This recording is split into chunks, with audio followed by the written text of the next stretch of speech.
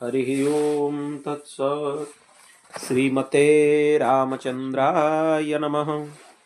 ओम परमहंसा स्वादित चरणकमलचिन्मकरन्दाय भक्तजनमानस निवासाय श्रीरामचंद्राय नमः। ओम वागीशायस्य वदने लक्ष्मीर्यस्य च वक्षसि यस्यास्ते हृदये संवित् तं नृसिंहमहं भजे। विश्वसर्ग विसर्गादि नवलक्षण लक्षितं श्रीकृष्णाख्यं परं धामं जगद्धाम नमामि तत्। प्रह्लाद नारद पराशर पुंडरीक व्यासंबरीश सुख सौनक भीष्मदालिभ्यं रुक्मांगदार्जुन वसिष्ठ विभीषणादीन् पुण्यानि वन् परम भागवतान् नमामि। भवानी शंकरौ वन्दे श्रद्धा विश्वासरूपिणौ याभ्यां विना न पश्यन्ति सिद्धाः स्वान्तस्थमीश्वरम्। शिवेति द्वयक्षरं नाम व्याहरिष्यन्ति ये जनाः तेषां स्वर्गश्च मोक्षश्च भविष्यति न चान्यथा। नमस्ते नीलकण्ठाय वेधसे परमात्मने विश्वाय विश्वबीजाय जगदानंद हेतवे नारायणं नमस्कृत्य नरं चैव नरोत्तमं देवीं सरस्वतीं व्यासं ततो जयमुदीरयेत्।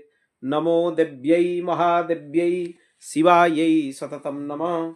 नमः प्रकृतै भद्रायै नियतः प्रणतः स्मताम्। श्री सीतानाथ समारंभं श्रीरामानन्दार्य मध्यमम् अस्मदाचार्य पर्यन्तं वन्दे श्रीगुरु परम्परं। रामानन्दमहं वन्दे वेद वेदान्तपारगं राममन्त्र प्रदातारं सर्वलोकपकारकम्। शिव शिव शंकर हर हर शंकर शिव शिव शंकर हर हर शंकर शिव शिव शंकर हर हर शंकर शिव शिव शंकर हर हर शंकर शिव शिव शंकर हर हर शंकर शिव शिव शंकर हर हर शंकर शिव शिव शंकर महाप्रलयंकर शिव शिव शंकर महाप्रलयंकर शिव शिव शंकर देव करुणाकर शिव शिव शंकर देव करुणाकर शिव शिव शंकर जय जय शंकर शिव शिव शंकर जय जय शंकर शिव शिव शंकर पंचानन शंकर शिव शिव शंकर पंचानन शंकर शिव शिव शंकर श्री चंद्रमौलीश्वर शिव शिव शंकर श्री चंद्रमौलेश्वर शिव शिव शंकर श्री रामेश्वर शिव शिव शंकर श्री रामेश्वर शिव शिव शंकर काशी विश्वेश्वर शिव शिव शंकर काशी विश्वेश्वर शिव शिव शंकर हर हर शंकर शिव शिव शंकर हर हर शंकर शिव शिव शंकर हर हर शंकर शिव शिव शंकर हर हर शंकर श्री सांब सदा शिव भगवान की श्री सीतारामचंद्र भगवान की श्री अयोध्यानाथ भगवान की श्री राधा गोपीनाथ भगवान की श्री लक्ष्मी नारायण भगवान की श्री उमा महेश्वर भगवान की श्री पवन सुत हनुमान की सब संतन हरिभक्तन की श्री शिव महापुराण कथा महामहोत्सव की श्रीमद् जगत गुरु आद्य रामानंदाचार्य भगवान की श्री सद्गुरुदेव भगवान की जय जय श्री सीताराम, जय जय श्री राधे श्याम। हर हर महादेव, निताय गौर हरि बोल।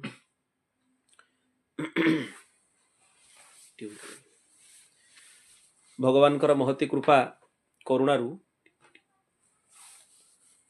आज आम शिव महापुराण कथार ए पावन शिव नवरात्रि महोत्सव उपलक्षे शिव महापुराण कथार प्रथम दिवसर कथार प्रवेश करिया। भगवानकर बहुत कृपा करुणा, शिव महापुराणर पवित्र चरित्र आलोचना करिवार सौभाग्य भगवान हमको देइचंती। सर्वप्रथमे महात्म्य उपरे अवलोकन करिवा। महात्म्य उपरे अवलोकन कला परे ग्रंथर विषय वस्तु भितरे प्रवेश करिवा। नारायणं नमस्कृत्य नरं चैव नरोत्तमं देवीं सरस्वतीं व्यासं ततो जयमुदीरयेत्। बोल भक्तवत्सल भगवान की। पुराण मानकर महात्म्य प्रायतः स्कंद पुराण रे सब महात्म्य पुराण मानकर थाए, तो शिव महापुराण भी महात्म्य सेठी उल्लेख कराई। व्यासदेवंकर शिष्य सुतंकु सौनकादि मुनि माने प्रश्न कले। नैमिषारण्य चारिटा प्रश्न कले। कौन कौन प्रश्न कले? ज्ञान वैराग्य सहित भक्ति द्वारा जो विवेक वृद्धि हुए से केमिति वृद्धि हुए? विवेक नहेले भक्ति मार्ग रे आगु को बढ़िया कष्ट। से विवेक केमिति बढ़े? द्वितीय प्रश्न है साधु पुरुष जो माने अछंती से माने निजर काम क्रोध आदि विकार को केमिति निवारण करंती? काम क्रोध लोभ मोह मद मात्सर्य आदि जो विकार अछि ताको निवारण केमिति करंती? कली जुगर जो आसुरी स्वभाव सब प्राणी मानकर अछि ताको शुद्धि करिवार उपाय कौन?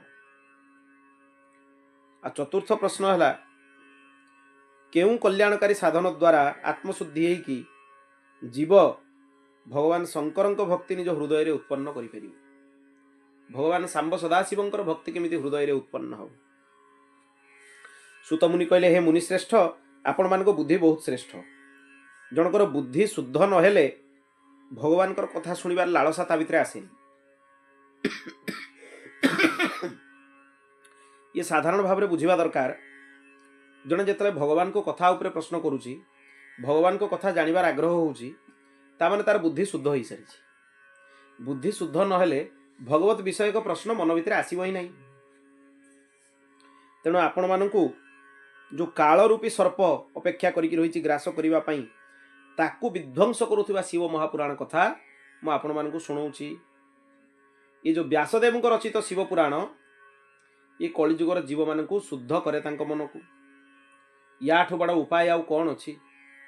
कौनसी एक कल्परे शिवंकर परक सृष्टिर वर्णना कराई। तेणु भगवान शिव ही परिपूर्ण परम ब्रह्म बोली विवेचन करा जाए। एवं तांकरी कथा श्रवण हेले जीव पाप रहित हो जाए। समस्त प्रकार कलिजुग जनित क्लेश ता भितर से मुक्त हो जाए। आउ अनेक जन्म जन्मांतर पुण्य जदि एकत्रित हुए तेबे जाइकी शिव महापुराण श्रवण करिवार सौभाग्य प्राप्त हुए। ये सहजरे समस्तंकु सुलभ नुहे। तेणु आकु जो माने पढ़ंती बा सुनंती से माने पाप रहित निश्चय हुंती आ शिव सायुज्य को प्राप्त हुंती।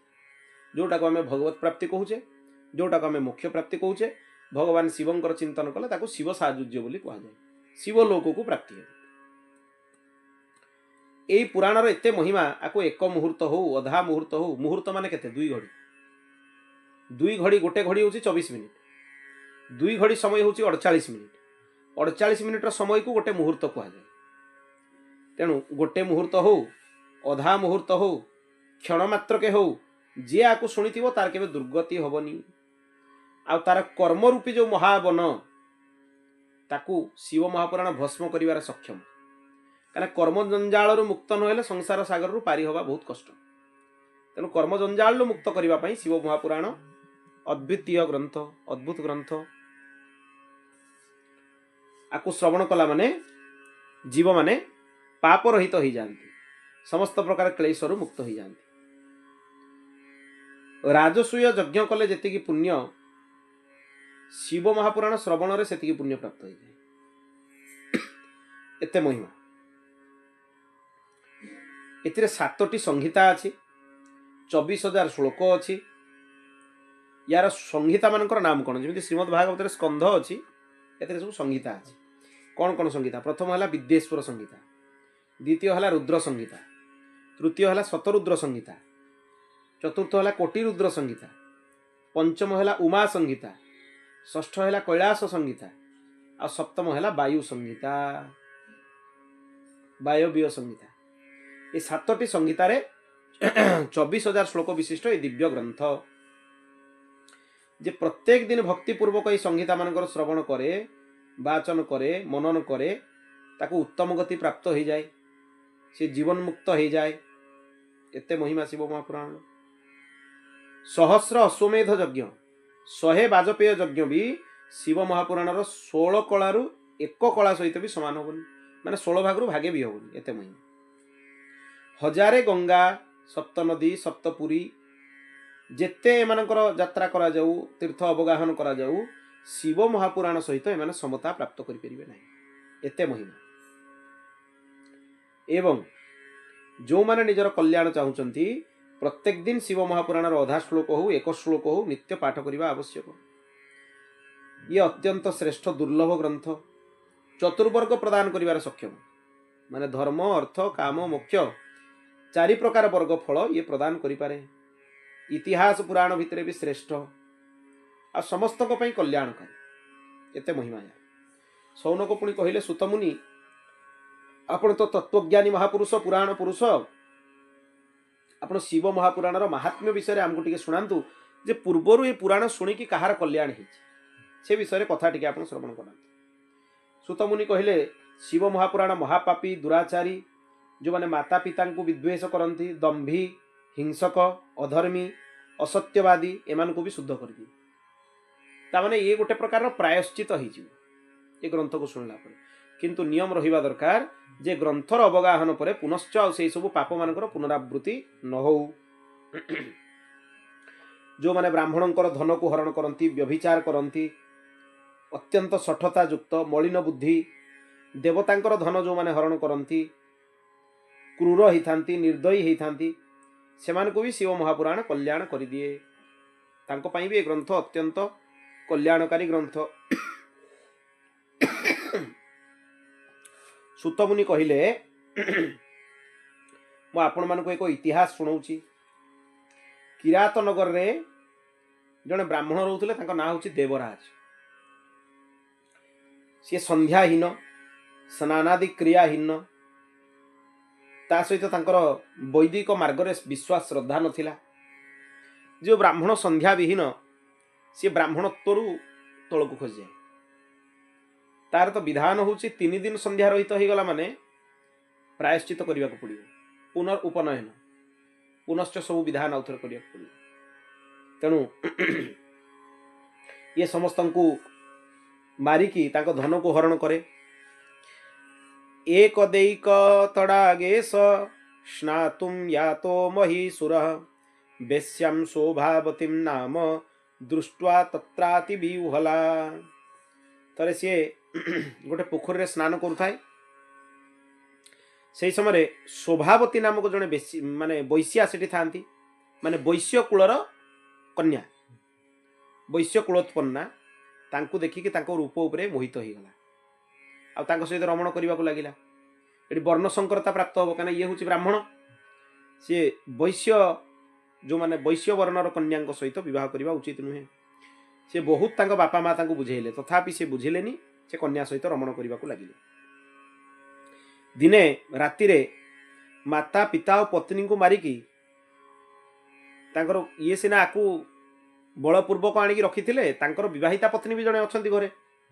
तांकर निजर अधिकृता पत्नी पिता माता समस्त को मारिकी ये जो वैश्या कन्या आकु आनिकी सब धन देदेले घर लोक को मारिदेले पुणी भक्ष्य अभक्ष्य सब प्रकार भक्षण करने को लगिला मदिरा पान करने को लगिला दिन राति विषय भोग लिप्त होकर रहिला गोटे ही पात्र रे से वैश्या कन्या सहित बसी खाऊला एक पात्र रे बसिकी केबे भी सहभोजन मना अशास्त्रीय सहभोजन कले भगवती महालक्ष्मी आ भगवती सरस्वती उभय रुष्ट होती उच्चिष्ट भक्षण कर पाप लगे सह भोजन हेले तेणु एका सहित क्या सहित गोटे पत्र बा गोटे पात्र केवे भी भोजन करने उचित नुहे ये अशास्त्रीय। दिने से ब्राह्मण प्रतिष्ठानपुर गला से गोटे शिवालय जड़े सन्थ मुखर शिव कथा श्रवण कला से भीषण ज्वर पीड़ित होता से समय तार प्राणांत हो गला से समय तत्क्षणात जमदूत मैंने आसिक जमपुरी बांधिकी नहीं जाऊे से समय शिवगण मैंने आसिक से पहुँची गले जो मैंने भस्म धारण करते रुद्राक्ष धारण करते सब आसिक से पहुँची गले से माने जमदूत मान दंड देकी पाखु मुक्त करके नहीं गले कैलाश रे नहीं कि शिव पार्वती सामने छड़ीदेले। चिंता करबा उचित जे जीवन सारा एते पाप कला परे भी जे अंतिम समय शिव कथा शुणिबार ताकु टिके सौभाग्य मिलिला ता द्वारा से शिवलोक प्राप्ति हो गला। प्रकृत में शास्त्र मानक जो सब कथा लिखाई एगुड़ा मन गढ़ा कथा नुहे यार फल यथावती ही प्राप्त हुए। आमे कौन आमर विश्वास हो पारे सतरे कौन एमती फल मिले ठीक करदे यदि विश्वास पूर्वक करा जाता ताले जदि विधि पूर्वक कराइथिबो जहाँ फल शास्त्र मानकर लिखाई से फल ही प्राप्त टिके भी एपट सेपट हम कारण शास्त्र सर्वदा सत्य। सौनक मुनि कहले जे ठीक बहुत सुंदर आपण शुणेले शिव महापुराण एते महिमा एते दुराचारी माता पिता पत्नी को बध कला परे भी से ब्राह्मणर सद्गति हो गला तामाने या प्रेरणा नवा उचित नुहे जे आमे बहुत पाप करबा तापर शिव पुराण शुणिदेबा सब नुहे भगवत कथा शुणिला परे निज जीवन में परिवर्तन भावना आसीबा दरकार नहले परिवर्तन हवा बहुत कष्ट। तापरे सौनक मुनि कहले आउ गोटे कथा हमको शुणांतु जो थे शिव महापुराण महिमा आहरी आमको बुझापी मिल तेणु आगु कथा शुणेले। समुद्र तटरे बास्कल नामक गोटे ग्राम थिला से ग्राम रे गाँव रे जो थिला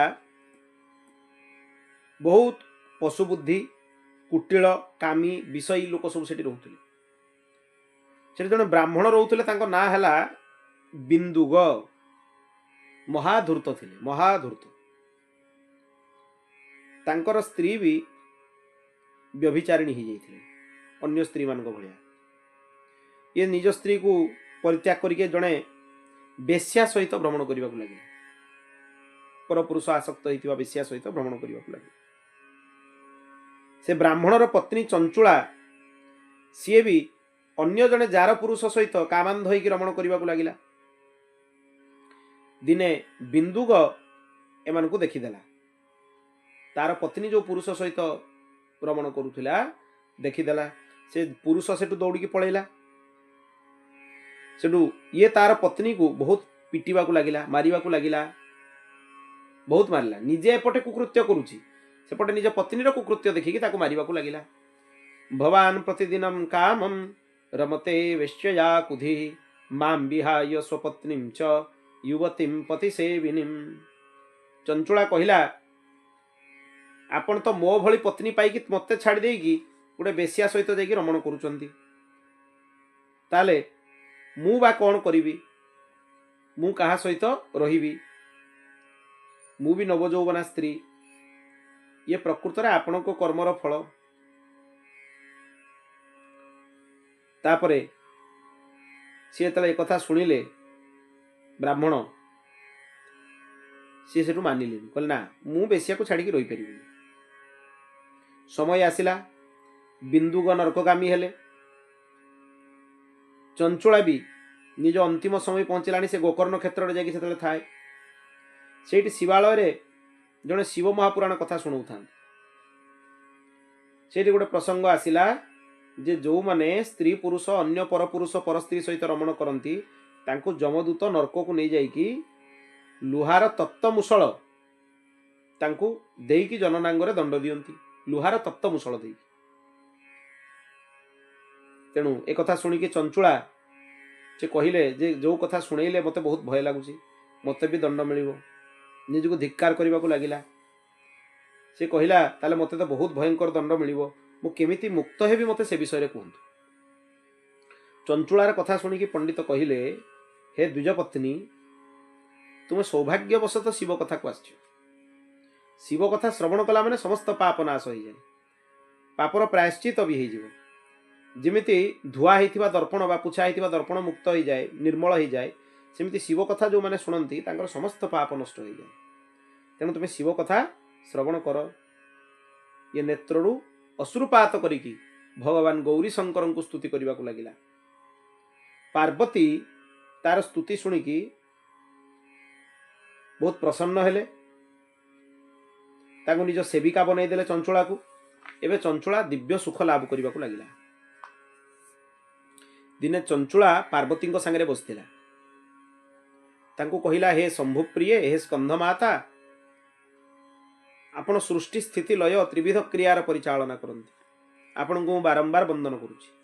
ଭଗବତୀ ପାର୍ବତୀ ପଚାରିଲେ, ତୁ କ'ଣ ପାଇଁ ମୋର ସ୍ତୁତି କରୁଛୁ? ତୋ ସ୍ତୁତିରେ ମୁଁ ପ୍ରସନ୍ନ, କ'ଣ ବରଦାନ ମାଗୁଛୁ ମୋତେ ମାଗ। ସେଠୁ ଚଞ୍ଚଳା କହିଲା, ମୋର ଯେଉଁ ପତି ସିଏ ବି ମୋ ଭଳି ପାପୀ ଥିଲେ, ସେ ପରସ୍ତ୍ରୀ ଗମନ କରୁଥିଲେ, ତେଣୁ ଏବେ କ'ଣ କରାଯିବ? ତାଙ୍କର ମୃତ୍ୟୁ ହେଇଯାଇଛି, ସେ ନର୍କରେ ଦଣ୍ଡ ପାଉଛନ୍ତି। ତାପରେ ବିନ୍ଧ୍ୟାଞ୍ଚଳ ପର୍ବତରେ ପିଶାଚ ଯୋନିରେ ବୁଲୁଛନ୍ତି। ନର୍କ ଯନ୍ତ୍ରଣା ପରେ ପିଶାଚ ଯୋନି ଏମିତି କୁକର୍ମ କଲେ ସବୁ ପ୍ରାପ୍ତି ହୁଏ। ତେଣୁ ଏସବୁ ପ୍ରତି ବହୁତ ସାବଧାନ ରହିବା ଆବଶ୍ୟକ। ସେଇଠୁ ତୁମ୍ବୁରୁ ଜଣେ ଶିବଗଣ ଥିଲେ। ଶିବ ସେଠୁ କ'ଣ କଲେ? ତୁମ୍ବୁରୁଙ୍କୁ ଡାକିଲେ। ସେଠୁ ତୁମ୍ବୁରୁଙ୍କୁ ସବୁ କଥା ଭଗବତୀ ଶୁଣେଇଲେ ଏବଂ କହିଲେ, ତୁମେ ଯାଅ ସେ ପର୍ବତରେ ଯେତିକି ପ୍ରେତ ଅଛନ୍ତି ତାଙ୍କୁ ଶିବ କଥା ଶୁଣେଇକି ମୁକ୍ତ କରିଦେବ, ଯାଅ। ଶିବଗଣଙ୍କୁ ସେ ପଠେଇଲେ। ସେ ପର୍ବତରେ ଶିବ ମହାପୁରାଣ କଥା ଶ୍ରବଣ କରାଇଲେ, 7ଟା ସଂହିତା ବିଧିବତ ଶ୍ରବଣ କରାଇଲେ। ସେ ପ୍ରେତ ଯୋନିରୁ ମୁକ୍ତ ହେଇକି ଭଗବତୀ ପାର୍ବତୀଙ୍କ ଗୁଣଗାନ କରିବାକୁ ଲାଗିଲା, ଗୌରୀ ଶଙ୍କରଙ୍କ ଗୁଣଗାନ କରିବାକୁ ଲାଗିଲା। ସେ ଦିବ୍ୟାତ୍ମା ହେଇକି ବିମାନ ଉପରେ ବସିକି ଭଗବାନଙ୍କର ଗୁଣଗାନ କରିକି ଦିବ୍ୟ କୈଳାସରେ ଯାଇକି ପ୍ରବେଶ କଲା। ତାକୁ ଶିବ ନିଜ ଗଣ ବନେଇକି ରଖିଲେ, ନିଜ ଗଣ ଭିତରେ ରଖିଲେ। ଆଉ ଏଇ ପବିତ୍ର ଇତିହାସକୁ ଯିଏ ଶ୍ରବଣ କରେ ତାକୁ ଅନେକ ପ୍ରକାର ସୁଖ ପ୍ରାପ୍ତ ହୁଏ ଆଉ ସେ ମୁକ୍ତ ବି ହେଇଯାଏ, ମୃତ୍ୟୁ ପରେ ମୁକ୍ତ ହେଇଯାଏ। ସେଠୁ ସୌନକ ମୁନି କହିଲେ, ଶିବ ମହାପୁରାଣ କଥାର ଶ୍ରବଣର ବିଧାନ ଟିକେ ଆମକୁ ଶୁଣାନ୍ତୁ, କେମିତି କରିବା ଉଚିତ, କେମିତି କରାଯିବା ଦରକାର। ପ୍ରଥମେ ତ କଥାର ତିଥି ନିର୍ଦ୍ଧାରଣ କରିବା ଦରକାର। ଇଏ ତ ସବୁଠୁ ଉତ୍ତମ ସମୟ ବର୍ତ୍ତମାନ ଯେଉଁ କଥା ହେଉଛି ଶିବ ମହାପୁରାଣ କଥା, ମାନେ ଶିବ ନବରାତ୍ରି ଚାଲିଛି, ଆର ପୂର୍ଣ୍ଣାହୁତି ଶିବରାତ୍ରି ଦିନ ହିଁ ହବ। ତେଣୁ ଠିକ ଭାବରେ ସମୟ ନିର୍ଦ୍ଧାରଣ କଲା ପରେ କଥା ମଣ୍ଡପ ସାଜସଜ୍ଜା କରିବା ଦରକାର, ବିଧିବତ ବ୍ରାହ୍ମଣଙ୍କୁ ବରଣ କରିବା ଦରକାର ଏବଂ ବକ୍ତାଙ୍କର ଲକ୍ଷଣ କ'ଣ ହେବା ଦରକାର? ବିରକ୍ତ ବୈଷ୍ଣବୋ ବିପ୍ରୋ ବେଦ ଶାସ୍ତ୍ର ବିଶୁଦ୍ଧିକୃତ ଦୃଷ୍ଟାନ୍ତ କୁଶଲୋ ଧୀର ବକ୍ତା କାର୍ଯ୍ୟୋତି ନିସ୍ପୃହ।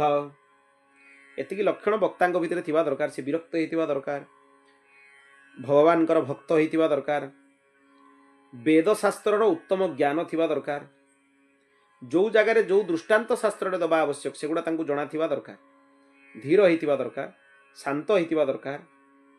ଶାନ୍ତ ମାନେ ଶାନ୍ତ ଚିତ୍ତ ହେଇଥିବେ। ଏଇଭଳିଆ ବକ୍ତାଙ୍କୁ ଚୟନ କରି କଥା ଭଗବାନଙ୍କର ଶିବଙ୍କର କଥା କରାଇବା ଦରକାର। ନିତ୍ୟ ଭଗବାନ ଶିବଙ୍କର ଅଭିଷେକ ପୂଜନ ଆଦି କରିବା ଦରକାର, ଗ୍ରନ୍ଥଙ୍କର ପୂଜନ ଆଦି କରିବା ଦରକାର। 5 ଜଣ ବ୍ରାହ୍ମଣଙ୍କୁ ବରଣ କରିକି ପଞ୍ଚାକ୍ଷର ମନ୍ତ୍ରର ଜପ କରାଯାଇପାରିବ। ଯଦି ସବିଧି ସକାମ ଅନୁଷ୍ଠାନ ହେଇଥାଏ ତାହେଲେ ତାର ବି କରାଯାଇପାରିବ ଅନୁଷ୍ଠାନ। ଆଉ କ'ଣ କ'ଣ ଅଛି ଶିବ କଥା ଶୁଣିବାର ନିୟମ ତା ବିଷୟରେ ପଚାରିଲେ। ପୁଂସା ଦୀକ୍ଷା ବିହୀନାନାଂ ନାଧିକାରଂ କଥା ଶ୍ରବେ। ଦୀକ୍ଷାହୀନ ମନୁଷ୍ୟକୁ କଥା ଶୁଣିବାର ଅଧିକାର ନାହିଁ। ଆଉ ଯଦି ସମ୍ଭବ କଥା ସମାପ୍ତି ପର୍ଯ୍ୟନ୍ତ ପତ୍ରରେ ଭୋଜନ କରିବା ଦରକାର, ଭୂମି ଉପରେ ଶୟନ କରିବା ଦରକାର। ଗୋଟେ ସମୟ ଭୋଜନ କରିକି ଗୋଟେ ସମୟ ଫଳାହାର ବି କରାଯାଇପାରିବ। କଥାରେ ନିଦ ନ ଆସୁ ସେଇଥିପାଇଁ କମ୍ ଭୋଜନ କରିବା ଦରକାର। ଅତ୍ୟଧିକ ଭୋଜନ କଲେ କଥାରେ ନିଦ ଆସିଯିବ। 6 ବିକାରରୁ ରହିତ ହେବା ଦରକାର। ବ୍ରାହ୍ମଣମାନଙ୍କ ନିନ୍ଦା କରିବା ଉଚିତ ନୁହେଁ, ପତିବ୍ରତା ଆଉ ସତ୍ପୁରୁଷଙ୍କ ନିନ୍ଦା କରିବା ଉଚିତ ନୁହେଁ, ସତ୍ୟ ଶୌଚ ଦୟା ଉଦାରତାର ପାଳନ କରିବା ଉଚିତ। ତେଣୁ ଯିଏ ए कथा को श्रवण करे से सब प्रकार पापरु मुक्त हो जाए। कल्पांत पर्यंत शिवलोक को प्राप्ति करे जे कथा को श्रवण करे। ए प्रकार ग्रंथर पूजन करने आवश्यक। ब्राह्मण मान को वस्त्र अलंकार आदि प्रदान करने आवश्यक। शिव गीता नित्य पाठ करने आवश्यक। शिव जो उपदेश कर शिव गीता अच्छी आ भितर होमटा रुद्र संहितार प्रत्येक श्लोक करवा उचित। रुद्र संहिता जो अच्छी शिव महापुराण ले तार मूल मात्रम जो श्लोक अच्छी से आहुति प्रदान करवा दरकार।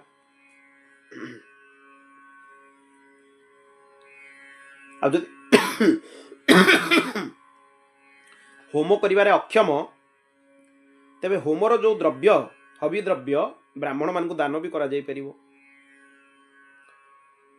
मधु और क्षीर मिश्रित खीरी करिकी 11 जन ब्राह्मण को भोजन करई दवा उचित। आउ कौनसी अनुष्ठान ने अपराध रही जाइथिबो जदि नित्य शिव सहस्र नाम पाठ करवा उचित। शिव सहस्र नाम पाठ कले अनुष्ठान ने जदि किसी न्यूनता रही जाइथिबो सेटा परिपूर्ण हो जाए, तार दोष आउ रुहेनी। सिंहासन ऊपर रखिकी शिव महापुराण पूजन करवा उचित, तांको प्रदान करवा उचित। दान भी करा जाई परिवो शिव महापुराण।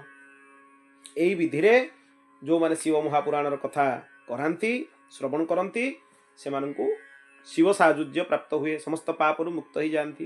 बोल भक्तवत्सल भगवान की ये शिव महापुराण महात्म्य। एवं आम ग्रंथ भितर प्रवेश करवा। ग्रंथ भितर सर्वप्रथमे विद्येश्वर संहिता। ए विद्येश्वर संहिता रे गोटे गोटे करी क्रमशः आजिकार जतिकी क्रम प्रथम दिन क्रम आम ताको श्रवण करवा। धर्म क्षेत्रे महाक्षेत्रे गंगा कालिंदी संगमे प्रयागे परमे पुण्ये ब्रह्मलोकस्य वर्तमनि। भगवान वेदव्यास कहउचंती धर्म अनुरूप महाक्षेत्र जोटी गंगा आ कालिंदी माने जमुनांकर संगम हेछि। कोठी हेछि? प्रयाग रे गंगा जमुनांकर संगम। सेही क्षेत्र रे ऋषि माने मिसिकी गोटे दीर्घ यज्ञर आयोजन करथुले। सेठी व्यासदेवंकर शिष्य श्री सुत मुनि आसिकी पहुंचिले। सब ऋषि माने तांको सत्कार कले देखिकी। तापर सुत मुनि को ऋषि माने कहिले, हे रोमहर्षणी। ये रोमहर्षणी कहा गला माने ये उग्रश्रवा सुत, लोमहर्षण सुत नुहे। लोमहर्षणकर पुत्र हेले रोमहर्षणी, तापने उग्रश्रवा सुत। आपण व्यासदेव पाखरु समस्त पुराण शास्त्र को अर्थ सहित अध्ययन करिसंती। आपण त्रिकालदर्शी। आपण कृपा करिकी कलिजुगर जो दोष सब लोकों भितर देखा जाउची, अनैतिकता, अनाचारिता, अधर्मपूर्ण वातावरण, परनिंदा, परचर्चा, पर स्त्री प्रति आसक्त हवा, परद्रव्य हरण करिवा, परहिंसा करिवा, नास्तिक बुद्धि रखिबा, माता पिता द्वेष करिवा, स्त्री भक्त, काम किंकर जो माने सबले काम कामना छड़ा तांको मन भितर किछि नाही, एई भलिया अनैतिक काम जो माने करूचंती से मानकर कल्याण केमिति हबो। ये सब कलिजुगर कुकृत्य, या भितर जीव मानकर रक्षा केमिति हबो। ब्राह्मण क्षत्रिय वैश्य शूद्र समस्त निज निज धर्मरु तलकू पतित हो जिवे। स्त्री माने स्वामी आज्ञा मानिबेनी। सेठु सुत मुनि कहिले, हे ऋषि माने कलिजुगर प्राणी मानकर पाप को नष्ट करबा लगी समस्त वेदांतर सार होची एकमात्र शिव महापुराण। तेणु आपण माने शिव महापुराण कथा श्रवण करंतु। या श्रवण करने मात्र के आपण माने निष्पाप हो जिवे। ये चतुर्वर्ग फल प्रदान करे, धर्म अर्थ काम आउ मोक्ष। तेणु ये शिव महापुराण श्रवण जो माने करंती तार महिमा वर्णना करि होबनी। अनेक महिमा। आकु पूजन करवा उचित, श्रद्धापूर्वक पाठ करवा उचित, शिव भक्त मान को ग्रंथ प्रदान करवा उचित। चतुर्दशी दिन जे व्रत रखी जागरण करे, ए ग्रंथर व्याख्यान करे, कुरुक्षेत्र रे सूर्य ग्रहण अवसर रे दान करिवार जतिकी पुण्य सेतिकी पुण्य ताको प्राप्त हुए। कुरुक्षेत्र रे सूर्य पराग जदि पड़े, सूर्य ग्रहण जोटा सूर्य पराग, से समय स्नान दानर बहुत महिमा। केवल शिव महापुराण श्रवण कले सेतिकी पुण्य प्राप्त हो जाए। इंद्रादि देवता भी तांको सबुबले कृपा करंती जे शिव महापुराण पाठ करे बा श्रवण करे। जी एई शिव महापुराणर रुद्र संहिता भैरवंक निकटरे पाठ करे 3 थर पाठ करे मौन रहीकि तार समस्त मनोरथ सिद्ध हो जाए अथवा बिल्व वृक्षर प्रदक्षिणा करिकि जे एई जो रुद्र संहिता को पाठ करे तार ब्रह्महत्या दोष भी नष्ट हो जाए केते सहज प्रतिकार सब श्राद्ध पक्षर जो माने शिव महापुराण पाठ करती ए रुद्र संहिता को 7टा संहिता भितर गोटे संहिता रुद्र संहिता ब्राह्मण भोजन करांती से पितृलोक पितृ जो माने अछंती पितृगण से माने शिवलोक को प्रस्थान करती उत्तम गति लाभ करती एथिरे आमे पूर्वरु जेमति सुनिथिले 24,000 श्लोक और 7टी संहिता विद्येश्वर संहिता रुद्र संहिता शतरुद्र संहिता कोटि रुद्र संहिता उमा संहिता कैलाश संहिता वायव्य संहिता जे भक्ति भाव रे 7टी संहिता को पाठ करे से जीवन मुक्त हो जाए ये शिवंकर परम गति को लाभ करे यही विषय तुम मान को गोटे कथा शुणाऊँ ऋषि कहते श्रुतमुनि कहते थरे भगवान वेदव्यास सरस्वती नदी तटरे तप करुले से सनत कुमार माने आसिक पहुँचले से भगवान वेदव्यास अर्घ्य पाद्य देकी स्वागत कले आसन्ने बसैले सनत कुमार गण कहले आपण शिव तत्व उपरे ध्यान करुचंती तत्पर अछंती आपण धन्य जे शिव तत्व उपरे चिंतन मनन करुची ताठो बड़ धन्य आ दुनिया रे केही नाही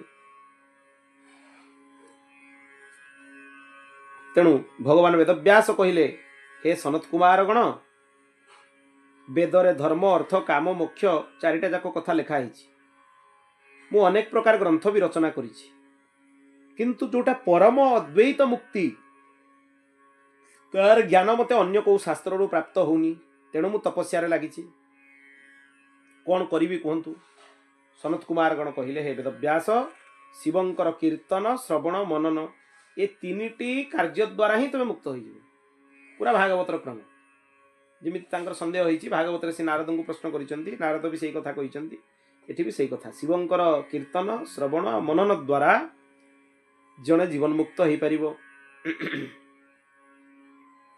प्रथमरु सनत कुमार गण कहले श्री सनत कुमार कहउचंती तांको भितरु जे मते भी संभ्रम होइतिला भ्रम उत्पन्न होइतिला केमिति मुक्त हेबी मु मंदराचल पर्वत रे जाकी तपस्या कली सेठी शिवंकर कृपारु नंदिकेश्वर निजे आसिकी पहुँचिले नंदिकेश्वर भगवान निजे होचंती शिवंकर अभिन्न स्वरूप निजे शिव ही नंदिकेश्वर भगवान से मते कहिले शिवंकर श्रवण कीर्तन मनन कले मुक्ति प्राप्ति हुए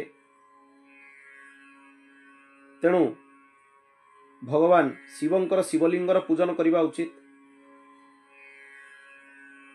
श्रद्धारे शिवलिंग उपरे गंध पुष्प धूप दीप नैवेद्य आदि अर्पण करने उचित भोग प्रदान करने उचित चामर छत्र ध्वजा अर्पण करने उचित प्रतिदिन भक्तिपूर्वक भगवान सांब सदा शिवंकर पूजन करने उचित शिवलिंग उपरे जल अर्पण करने उचित शिवलिंग रे समस्त देवादेवी पूजा हो जाए शिवंकर 2टा स्वरूप अच्छे गोटे सकल स्वरूप गोटे निष्कल स्वरूप निष्कल स्वरूप माने निर्गुण निराकार स्वरूप जोटा शिवलिंग आ सकल स्वरूप माने तांकर विग्रह उभयर पूजन विधान अच्छी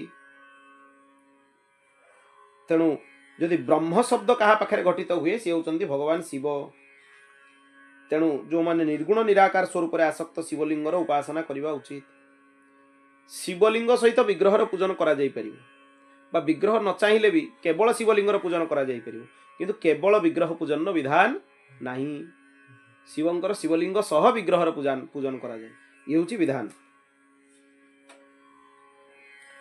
तेणु ये समस्त कला युक्त ये साकार प्रतिमा भगवान शिवंकर गोटे पुराणा कथा नंदिकेश्वर भगवान सनत कुमार को शुणा लगे थरे भगवान विष्णु शेष शज्या उपर शयन करुले इच्छा रे ब्रह्मा आसिले ब्रह्मा तांको नाभि उत्पन्न होते से ब्रह्मा आसिकी भगवान विष्णु को पचारे आपण जड़े अभिमानी पुरुष भाया कहीं शयन कर मु आपणकर गुरु मु आसिले आपण मत कहीं स्वागत करूना आपण होचंदी गुरुद्रोही यही भलिया जो मानकर चित्त मोह आसक्त हो जाए मोह भितर तांकर चित्त बुड़ीकी रुहे एमती सब भ्रम उत्पन्न हुए चित्त भितर। तेणु ये भगवान ही माया, शिवंकर ही माया, तांकर महिमा को प्रतिष्ठित करने ये भगवान माया। भगवान विष्णु क्रोधित हबार अभिनय करने आरंभ कले। से कहले वत्स तुम्हें आसन उपरे बस, तुमर भावभंगी कहीं विचित्र लगुच। से ब्रह्मा कहले मु हूँ जगतर पितामह, मु तुमर भी रक्षक। भगवान विष्णु कहले संपूर्ण जगत तो मो भितर स्थित, तुम्हें तो मो नाभि भितर उत्पन्न होइछ, तामाने मोर पुत्र तुम्हें। तेणु तुमर कहीं वाद विवाद अभिमान कहीं तुम भितर उत्पन्न हो। परस्पर छाती उपरे से माने बाण द्वारा प्रहार करने को लगिले। पुणी भगवान विष्णु ब्रह्मा उपरे माहेश्वर अस्त्र चलैले, आ ब्रह्मा विष्णु उपरे पाशुपत अस्त्र चलैले। दुईटा जाक अस्त्र जिते परस्पर सहित बाड़े हेले भयंकर अग्नि ता भितर प्रकट होगा लगिले, जो सृष्टि चारिआडे जलिबा को लगिला।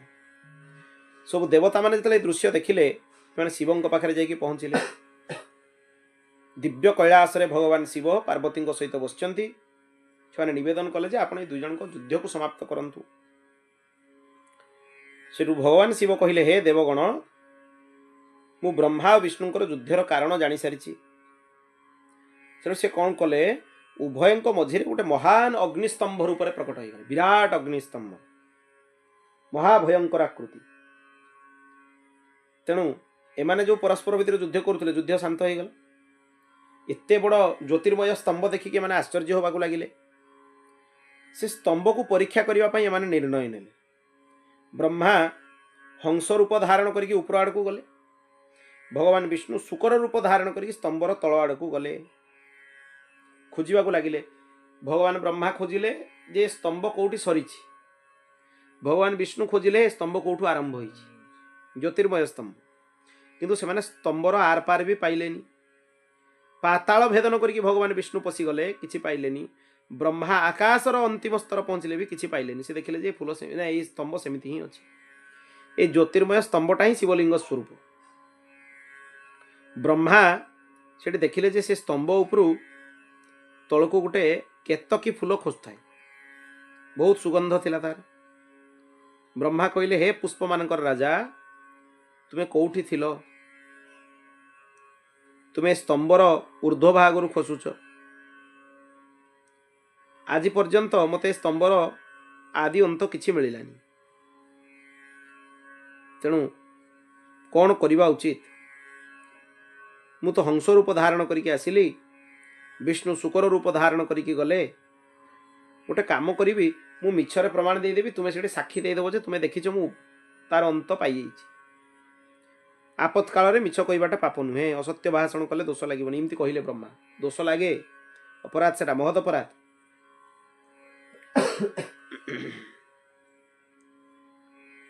तेणु गोटे लोक कही दियंतिनी, स्त्रीषु नर्म विवाहे च वृत्त्यर्थे प्राण संकटे गो ब्राह्मणार्थे हिंसाया नानृतम स्याजुगुप्सितम।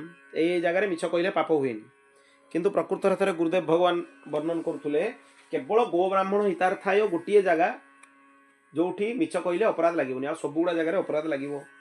एठी कौन कही, स्त्री मान संगे वार्तालाप कला बेले, विवाह व्यापार वृत्ति परिहास रे, प्राण संकट रे थिला बेले, बा गो ब्राह्मण हिंसा जो होथुबो, एठी मिछ कहले पाप लगे नहीं।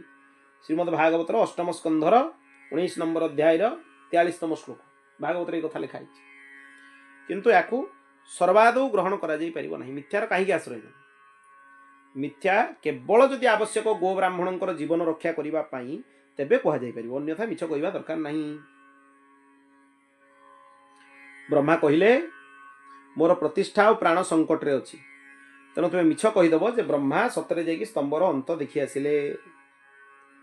केतकी फूल आसिक विष्णु पाखे कहीदेला जे ब्रह्मा मोरी सामने ए स्तंभर अंत पाईगले।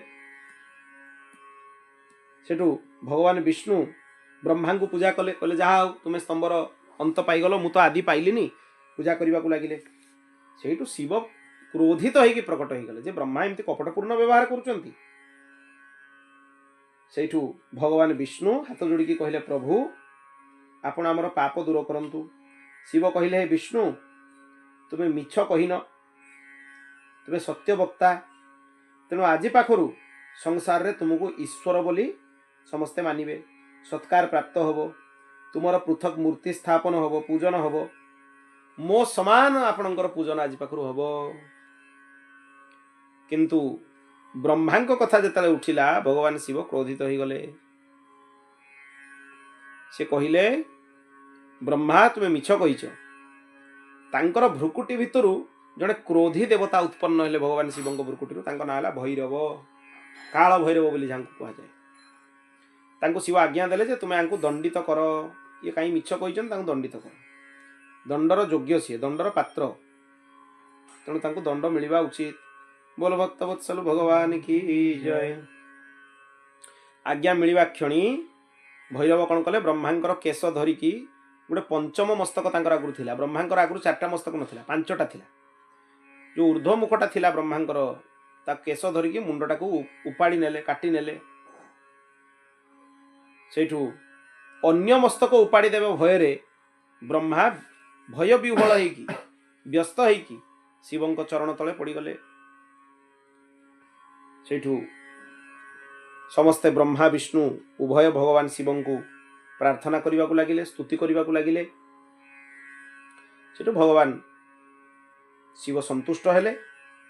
प्रथम से ब्रह्मा को कही देथिले जे जेहेतु तुमे मिछ कहलो, तुमर विशेष पूजा विधान विग्रह मंदिर ये सब देखा मिलबनी, तुम आदर कमिज। एवं तापर जेतले से प्रार्थना कले भगवान शिव तांको क्षमा करदेले। जो सभारे भगवान शिव विराजमान थिले, तांकर दक्षिण भाग रे ब्रह्मा, वाम भाग रे विष्णु तांको विभिन्न द्रव्य देकी पूजा कले। कौन कौन देकी पूजा कले? उत्तरीय वस्त्र, मुद्रिका, फुलमाला, चंदन, अगर, किरीट, केउर, कुंडल, धूप, दीप, छत्र, ध्वजा, चमर, व्यजन, तांबूल आदि देकी तांको पूजा कले। पूजार अनेक प्रकार अछि। पंच उपचार पूजा कौन दरकार हुए? गंध, पुष्प, धूप, दीप, नैवेद्य, 5टा जिनस, चंदन, फूल, धूप, दीप आ नैवेद्य। 10 उपचार रे पाद्य, अर्घ्य, आचमन, स्नान, वस्त्र, गंध, पुष्प, धूप, दीप आ नैवेद्य। आ 16 उपचार रे पाद्य, अर्घ्य, आचमन, स्नान, वस्त्र, आभूषण, गंध, पुष्प, धूप, दीप, नैवेद्य, तांबूल, स्तवपाठ, तर्पण, नमस्कार और दक्षिणा, ये हूँ 16 उपचार। शिव कहले जो दिन मुझे स्तंभ रूप से उत्पन्न हेली, जो दिन आपण मैंने मत एत प्रकार द्रव्य द्वारा पूजा कले, ये दिनटा को महाशिवरात्रि बोली कह। यहाँ महाशिवरात्रि से ही रात्रिटा ये अत्यंत बड़ महापर्व हम।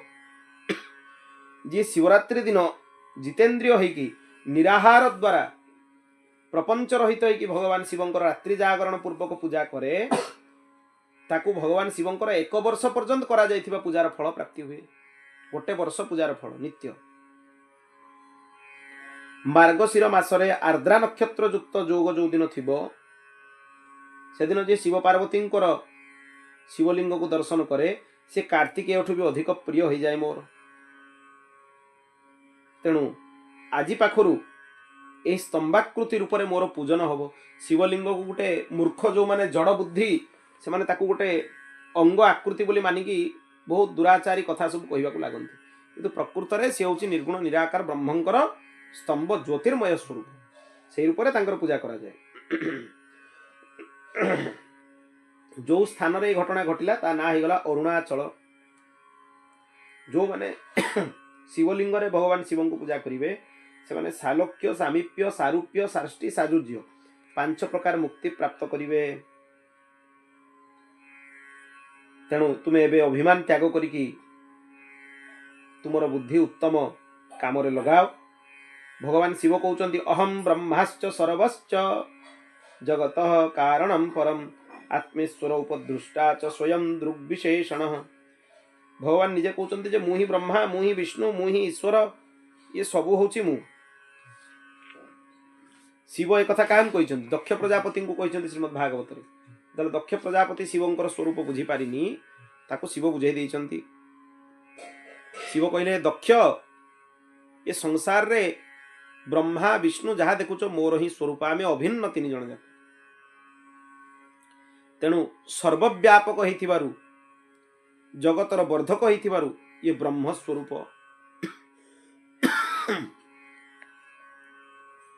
तेणु आपण माने नित्य मोर लिंग स्वरूप अर्चन करंतु भगवान शिव कहिले स्तुति कला पर ब्रह्मा विष्णु कहिले आपण को पांचटा कृत्य करूचंती ताको ता विषय टिके हमकु सुनांतु कोन कोन काम आपण करंती से कहले सुन मु पांच प्रकार कृत्यर परिचालना कले सृष्टि स्थिति संहार तिरोभाव आउ अनुग्रह निग्रह और अनुग्रह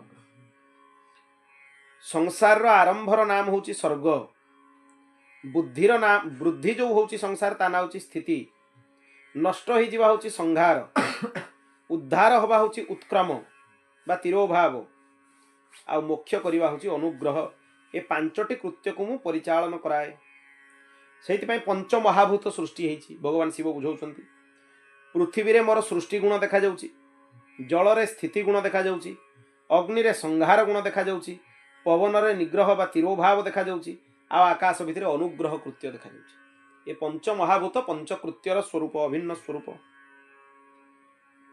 काना सबु किछि पृथ्वी उत्पन्न करे जल समस्त को वृद्धि कराए तेणु जल को कौन कह जाउची सेति पई जल होची स्थिति आ तेज समस्त को नष्ट कर दिया अग्नि तेणु ये होची ये लय बा संहार रो कृत्य आउ आकाश समस्त को ऊपर अनुग्रह करे तेणु एटा अनुग्रह कृत्य आ कौन रही गला पवन पवन निग्रह करे समस्त तेणु एई पंचकृत्य करुथिबारु भगवान शिवंकर पांचटी मुख पंचमुख स्वरूप सद्यजात वामदेव अघोर तत्पुरुष ईशान ये पांचटी मुह शिवंकर पंचमुख तांकर पूर्व मुखर नाम है तत्पुरुष पश्चिम मुख है सद्यजात उत्तर है वामदेव दक्षिण होची अघोर आ ऊर्ध्व मुख होची ईशान भगवान शिवंकर पांचटी दिगरे पांचटी मुख अछि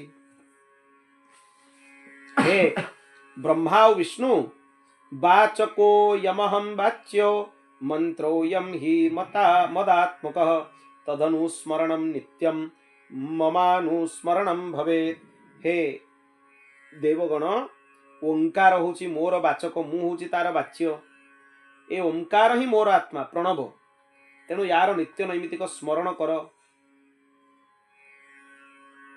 ए जो ओंकार एथिरे भी पांचटा अक्षर होची पांचटा अक्षर को नेकी जो जात कौन कौन अच्छी भल की ध्यान देगी सुनो उत्तर दिगरु अकार उत्पन्न हुए पश्चिमरु उकार उत्पन्न हुए दक्षिणरु मकार उत्पन्न हुए पूर्वरु बिंदु उत्पन्न हुए आ मध्यरु नाद उत्पन्न हुए ये पांच जन मिश्रे जाकि प्रणव हब ओंकार हब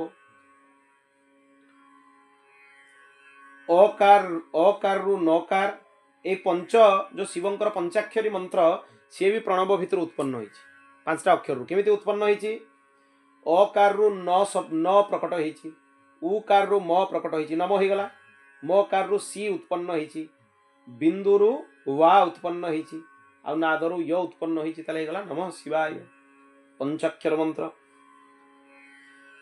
तेणु एई पंचाक्षरी मंत्रर पांच भेदरु मातृका माने उत्पन्न होइछन्ति मातृका गण कचट तप आदि वर्ण वर्णमाला सब एटी शिवंग पाखरु उत्पन्न होइछन्ति अकार रु रुकार पर्यंत होइछन्ति एइथरु ही त्रिपदा गायत्री उत्पन्न होइछन्ति समस्त वेद उत्पन्न होइछन्ति एवं समस्त सिद्धि भी या भीतर उत्पन्न होइछन्ति नमः प्रणव वाच्याय नमः प्रणवलिंगिने नमः सृष्ट्यादिकर्त्रे च नमः पंचमुखायते आपण प्रणवर वाच्यार्थ प्रणव प्रकृत रे शिवंकर स्वरूप भगवान शिवंकर लिंग प्रणव भितर कौन भेद नहीं हे पंचमुख महादेव आपण को आम नमस्कार करुचु सौनक मुनि कहवाकू लगिले हे सुत मुनि लिंग प्रतिष्ठा केमिति करिबा उचित शिवलिंगर अर्चन केमिति करा जाय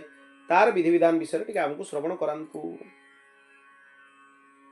कोउथरे शिवलिंग उत्पन्न करा जिवो पृथ्वी संबंधित द्रव्य जलमय अथवा कोनसी धातु जो सुविधा हो पारुछि सेइथरे शिवलिंग निर्माण करिबा उचित जदि चल मूर्ति दी रकम मूर्ति अच्छे गोटे चल मूर्ति गोटे अचल मूर्ति मंदिर भितर रुहे अचल मूर्ति आउ थरे प्रतिष्ठा होला परे उठिबनी सिंहासन आ चल मूर्ति छोट हवा उचित जोटा कि ताको अन्यत्र नहीं कि जाई होतुबो माटी पत्थर लुहा अन्य सब द्रव्य भी यार निर्माण करा जाई परिबो जो द्रव्य शिवलिंग हुए से द्रव्य शिवंकर शक्ति निर्माण करने दरकार केवल नर्मदेश्वर शिवलिंगंकर शक्ति अलगा हुए बाणलिंग बोली जहाँ कह जाए अन्यथा जो द्रव्यर शिव से द्रव्यर शक्ति हुए भिन्न करा जाए धर पत्थर शिव ताले पत्थर शक्ति केवल मणिमय लिंग जोटा मणिलिंग बाणलिंग एमानकर शक्ति निर्माण हुएनी अन्यत्र करा जाए लिंगर प्रमाण 12 आंगुली हवा दरकार न्यूनातिरिक्त हवा उचित नुहे तेणु पूर्व बा पश्चिम कौन सी भी दिग को तार मुख्य द्वार हो पार ता भितरे सद्यजात आदि मंत्र शिवंकर पूजार्चना करने उचित तांकर होम करने उचित 16 उपचार जो आम शुणिलु ता से पूजा करने उचित सुंदर माटी रे गोबर रे कन्यर फूल रे गुड़ रे लहुणी रे भस्म रे अन्न रे जो रुचि से शिवलिंग निर्माण करियो किछि जदि नाही एई अंगुष्ठ रे बुढ़ा आंगुलीटा को धरिकी एटा को शिवलिंग बोली भाविकी ता ऊपर भी अर्चन कराई परियो यदि किछि उपलब्ध नाही अंगुष्ठ ऊपर भी शिवंकर पूजा करा जाई परियो लिंग दान लिंग पूजन उभय बहुत महत्व नित्य जे 10,000 अथवा प्रातः संध्यारे 2,000 ओंकार अथवा पंचाक्षर मंत्र जप करे से शिवपद को प्राप्ति करे तेणु नित्य प्रणवर जो मानकर अधिकार अच्छी जो मानकर वैदिक अधिकार अच्छी उपनयन होती से प्रणव जपर अधिकारी अन्यथा पंचाक्षर मंत्र जप करेंगे पंचाक्षर मंत्र भी विधान अच्छी आगू आसो जो मानकर उपनयन होती से प्रणव लगे कि नमः शिवाय करवा उचित जो मानकर उपनयन होनी स्त्री शूद्रादि से शिवाय नमः करिकी जप करवा उचित एक क्रम कले भल तेणु जोठी शिवलिंग स्थापित हुए 100 हाथ पर्यंत भूमि से पवित्र हो जाए ऋषि द्वारा स्थापित शिवलिंगर 1000 हाथ पर्यंत भूमि शुद्ध हो जाए पवित्र हो जाए आ स्वयंभू लिंगर 1000 धनु पर्यंत माने गोटे धनु जी लंबा 1000 धनु जी दूर हम से पर्यंत क्षेत्र पवित्र हो जाए गोटे धनु माने 4 हाथ से हिसाब से 1000 माने 4000 हाथ पर्यंत स्थान पवित्र हो जाए से स्थान रे निवास करवा शिवंकर पूजा अर्चना करवा जप करवा यार बहुत महिमा अच्छी ऋषि मैंने पचारे आप शिव क्षेत्र विषय शुणातु पृथ्वी 50 कोटी योजन विस्तार रे पर्वत वन आदि को धारण करके अच्छी सरस्वती नदी 60 मुखयुक्त हिमालय बाहरी गंगा 100 मुख एमती पवित्र नदी माने भी अन्य अनेक जगार उत्पन्न होती जोटी सोनभद्रा नदी अच्छी सेठी सूर्य जदि मकर रे थिबे तेबे स्नान कले अनेक महिमा थाए माने मकर मास जोटा आमे कहूचे वर्तमान चली 24 मुखयुक्त नर्मदा 12 मुखयुक्त तमसा 10 मुखयुक्त रेवा ये सब पवित्र नदी 21 मुखयुक्त गोदावरी 18 मुखयुक्त कृष्णा 10 मुखयुक्त तुंगभद्रा 9 मुखयुक्त सुवर्णमुखरी 27 मुखयुक्त सह्य पर्वत बाहरी कावेरी यही पवित्र नदी मान पाखे निवास करि समस्त प्रकार भगवान शिवंकर अर्चन पूजन ध्यान आदि करा जाई परिबो नैमिषारण्य मेष जो सूर्य मेषरे जो माने सूर्य थिबे आ बृहस्पति थिबे से समय से स्नान कले बहुत महिमा बद्रिकाश्रम रे भी यही समय स्नान कले बहुत महिमा केदार क्षेत्र रे भी स्नानर बहुत महिमा अच्छी सूर्य सिंह राशि रे थिबे बृहस्पति सिंह राशि रे थिबे गोदावरी नदी रे स्नान कले बहुत महिमा एटा गोदावरी सिंहस्थ कुंभ को आ जाय नासिक क्षेत्र में कुंभ हुए गोदावरी नदी रे सिंहस्थ कुंभ से समय बृहस्पति सूर्य सब सिंह राशि रे प्रवेश करती तार बहुत महिमा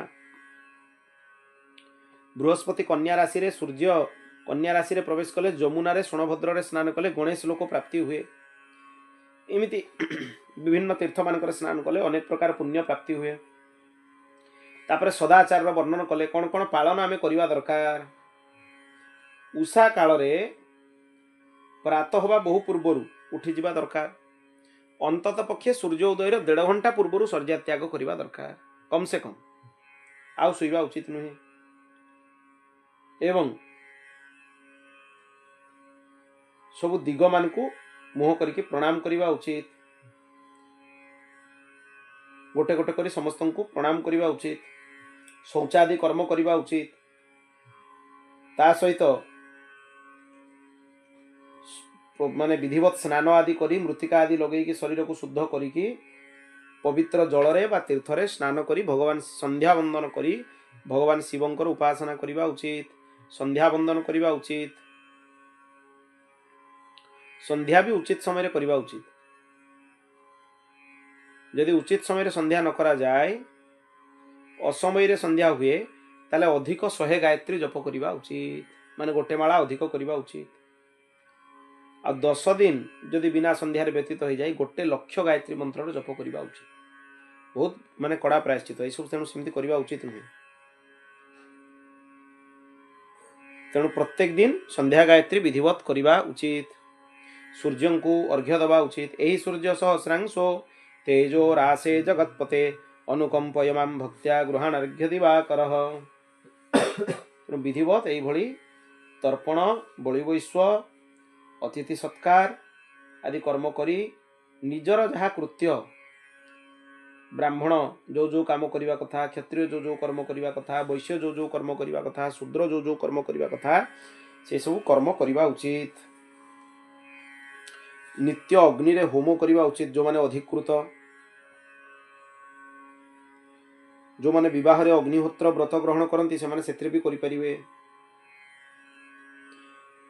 रविवार भगवान शिव को बहुत प्रिय। सोमवार भगवती दुर्गा को बहुत प्रिय। मंगलवार भगवान स्कंध कार्तिकेय को बहुत प्रिय। बुधवार भगवान विष्णु को प्रिय। आ बृहस्पति बार जोटा आमे कहूचे गुरुवार जम को बहुत प्रिय। शुक्रवार ब्रह्मा को प्रिय। शनिवार होची इंद्र को प्रिय। एई बार रे एई देवतांकर उपासना करिवा उचित। सोमवार दिन लक्ष्मींकर पूजा करिवा उचित। विधिवत ब्राह्मण को भोजन करिवा उचित। मंगलवार दिन रोग शांति पाई भगवती कालींकर पूजा करिवा उचित। बुधवार को तांक कोन दबा उचित से दिन 4 सेर माने 4 किलो भी कहि पारो जो गुड़ा आमे कहूचे बीरी कला बीरी आ मुग याको अर्पण करिकी ब्राह्मण को दान करी पूजा करिवा उचित। बुधवार दिन दही अन्न द्वारा विष्णुंकर पूजन कले पुत्र कलत्र मित्र एगुड़ा सब प्राप्ति हुए। गुरुवार दिन वस्त्र दुग्ध घी यज्ञोपवीत देकी पूजा कले आयु वृद्धि हुए। जमंकर पूजा अर्चना करा जाए से दिन साधारण भाव में। शुक्रवार दिन 6 प्रकार रस जो अच्छी मधुर तिक्त अम्ल कषाय 6 प्रकार रस रे यदि पूजन करा जाए ब्रह्मा को ताले से दिन कौन हुए ना सबु तृप्ति प्राप्ति हुए। जहाँ इच्छा थी प्राप्ति हुए। रविवार दिन भगवान शिवंकर पूजन होम तिल मिश्रित अन्न ब्राह्मण को दान करवा उचित। आ तिल रे आहुति मध्य करवा उचित। देले शुभ फल प्राप्ति हुए। 24 लाख गायत्री जो मैंने पुरस्चरण रूपक अनुष्ठान करती से शुद्ध हो जाती तथा से माने ही पूजा करने सत्पात्र माना जाती। कर्मकांडर अधिकार जे गायत्री पुरस्चरण न करिछि तार कर्मकांडर अधिकार ही नहीं। संध्या तो बहुत दूर विषय। संध्या तो करने को पड़ो अनिवार्य। संध्या परे भी ब्राह्मण कर्मकांड कले से ही कम दब जो गायत्री सविधि से पुरस्चरण गोटे कर सारी। अन्यथा कर्मकांड कले भी कर्मकांडर कौन फल क्या प्राप्त होनी ये हो भी ना। आजिकल बहुत कर्मकांड लोक कर किंचित हो श्रद्धार हो नचे विधि अनुसार गायत्री पुरस्चरण निश्चय करवा उचित। तेणु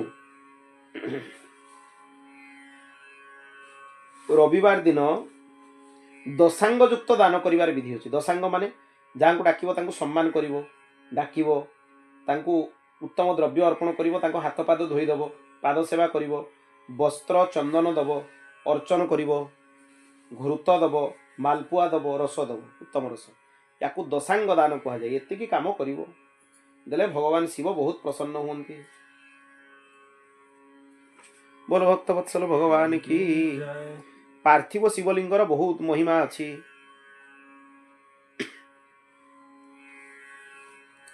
पार्थिव शिवलिंग केमिति पूजा करबा दरकार? पार्थिव शिवलिंग को स्त्री पुरुष उभय पूजन करि परिबे। जो मानकर उपनयन हेछि सविधि संध्या आदि करूछन्ति से माने विधिवत मंत्र आदि उच्चारण करिकि करिवे, अन्यथा एमिति साधारण भाव रे जने करि परिबो।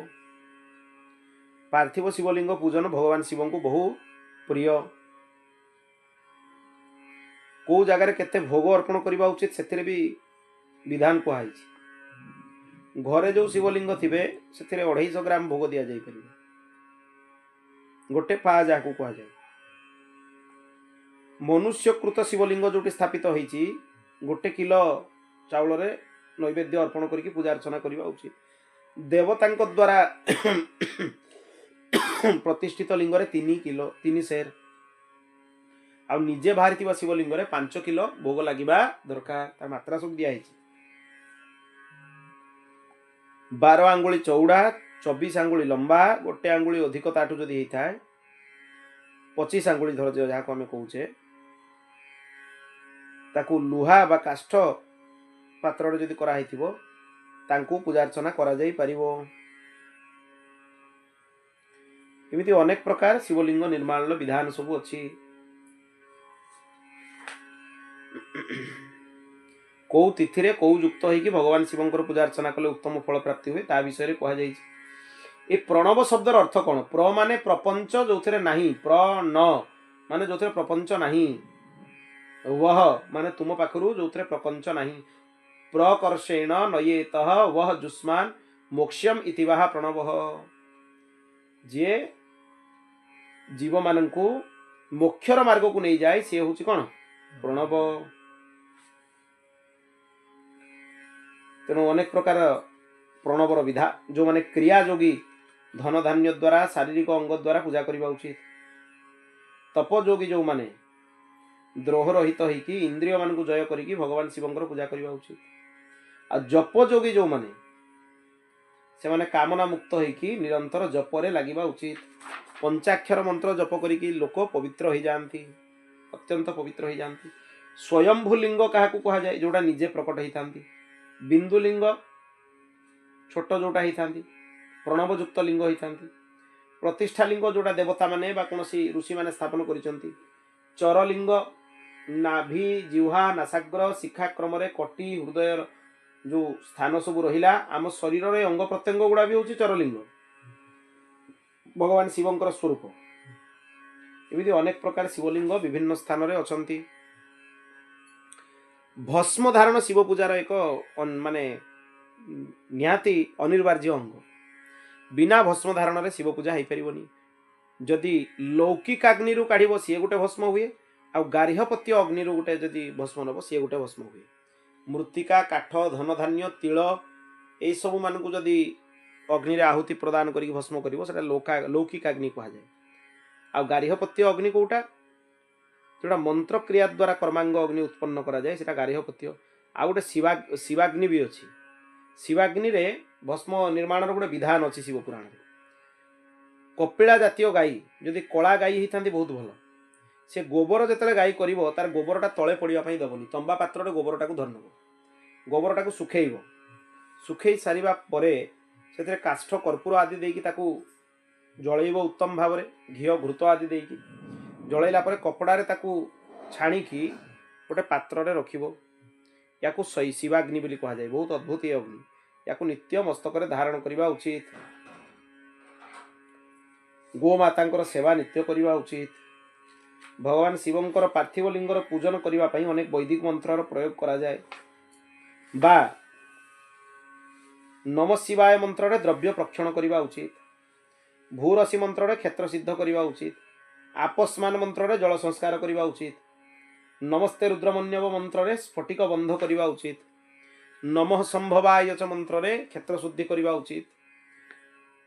पंचामृत प्रक्षण करिबा उचित।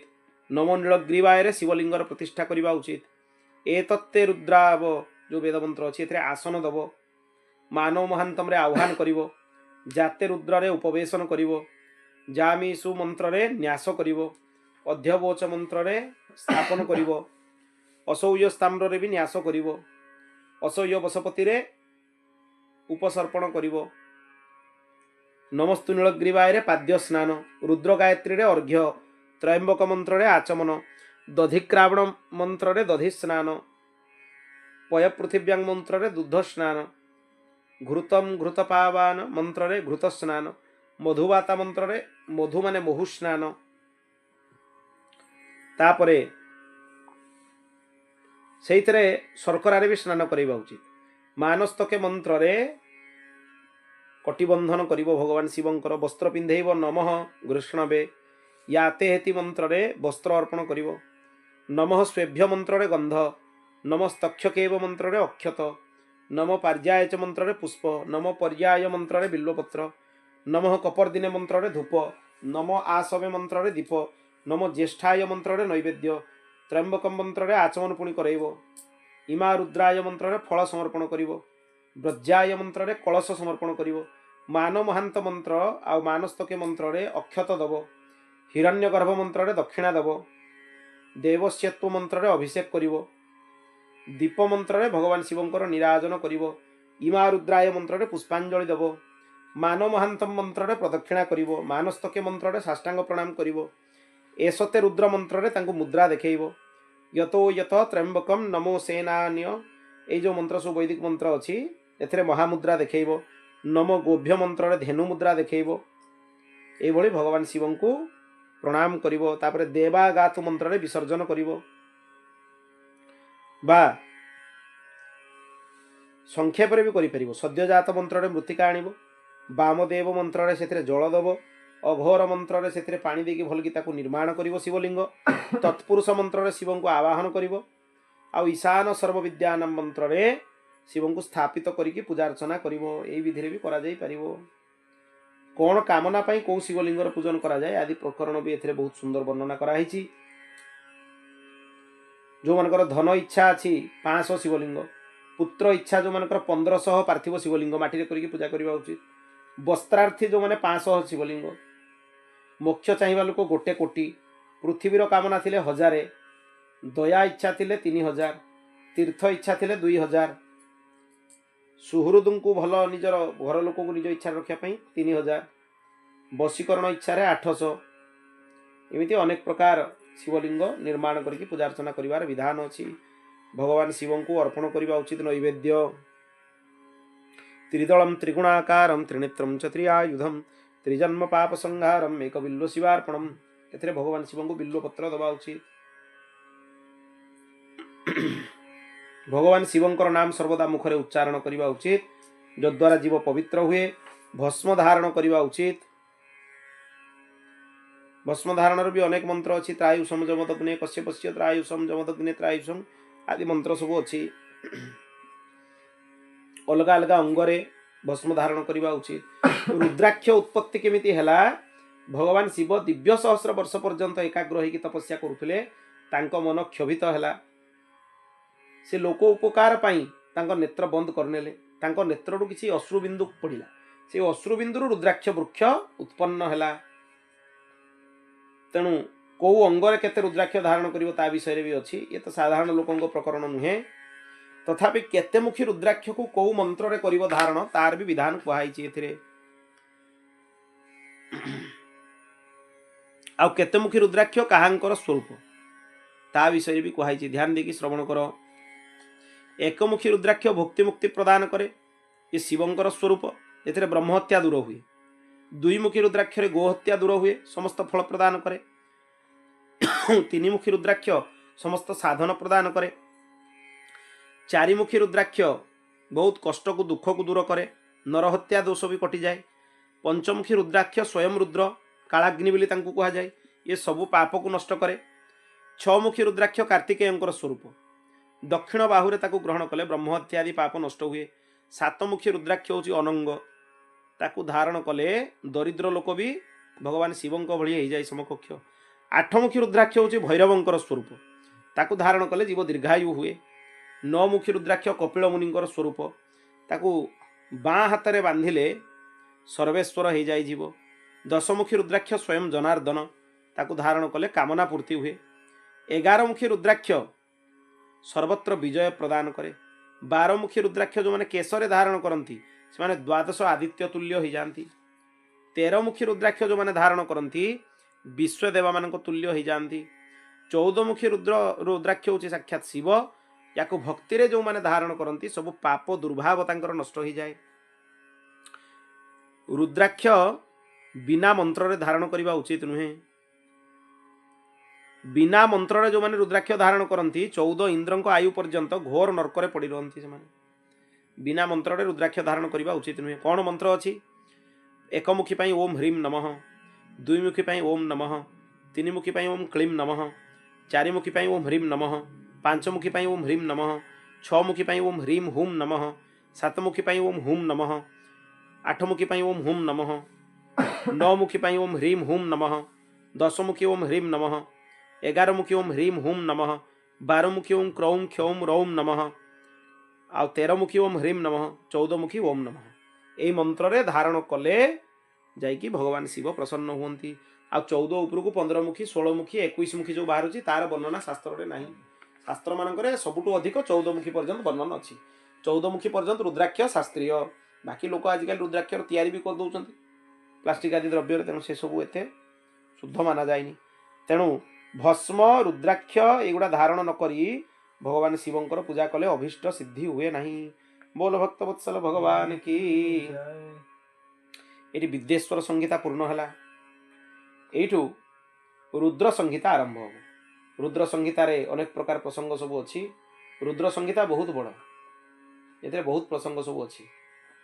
तेणु ताकू काली आमे आलोचना करवा। ए कौन कौन वृत्तांत अच्छी, कौन कौन विषय अच्छी, भगवत कृपारू काली आमे चर्चा करवा।